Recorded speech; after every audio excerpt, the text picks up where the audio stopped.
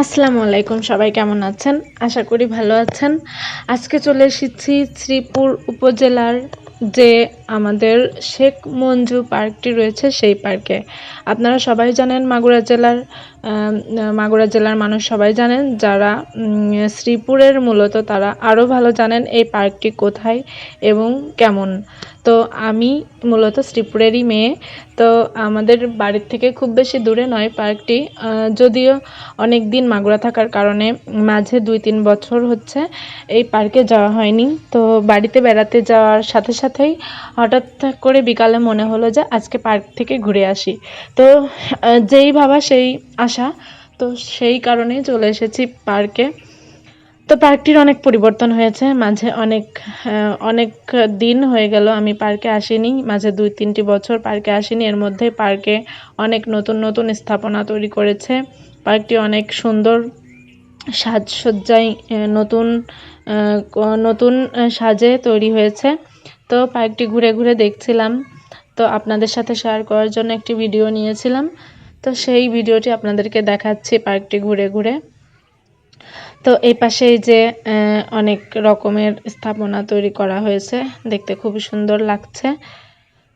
আর ওই পাশে ছিল বড় একটি সার্কেল পুকুরের পাশেই। তো এভাবে আমি হেঁটে হেঁটে দেখছিলাম। সন্ধ্যা সন্ধ্যা হয়ে গিয়েছিল, এই জন্য আলোটি অনেক কমে গিয়েছিল। এপাশে দুটো বানর বা হনুমান, আর এপাশে অনেকেই দোলনায় দোল খাচ্ছিল। কাপলরা এসেছে অনেকেই পার্কে ঘুরতে আমার মতো। তো পার্কের এই যে বিল্ডিংটি, এটি মূলত পার্কের আকর্ষণীয় স্থান। যে বিল্ডিংটি পার্কের একদম ভিতরে অবস্থিত, এই বিল্ডিংটি 4 তলা, সিঁড়িটা খুবই সুন্দর। আর এপাশে ঘুরে ঘুরে দেখছিলাম, এপাশে বাচ্চাদের খেলার জায়গা আছে, দোলনা, বাচ্চাদের স্লাইড, এবং এখানে গাছে লাগানো ছিল, গাছটি হাত দেওয়া নিষেধ। আর এই সিংহটিতেও হাত দিয়ে দেখা নিষেধ।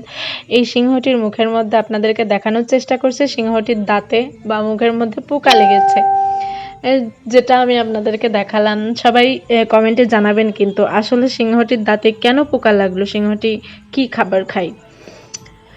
তারপর এই পাশে ছিল হরিণ, এ পাশে অনেকেই ঘুরতে এসেছিল বাচ্চা নিয়ে। এই যে একজন দাঁড়িয়ে আছে, এপাশে দোলনায় বসে আছে, সবাই ঘুরতে এসেছে। মূলত সবাই ঈদের ঘোরাঘুরি করছিল। শ্রীপুরের মানুষ মূলত এই পার্কটিতেই ঘুরতে আসে, বেড়াতে আসে, দেখতে আসে কেমন উৎসব চলছে বাইরে। এই পার্কটি তাদের শ্রীপুরের মানুষের একমাত্র ঘোরার জায়গা। আমরা শ্রীপুরবাসী গর্বিত, কারণ আমাদের এলাকায় এরকম একটি পার্ক তৈরি হয়েছে যেখানে আমরা ঘুরতে আসতে পারি। অনেকে দূর থেকেও অনেক লোকজন ঘুরতে আসে এই পার্কে।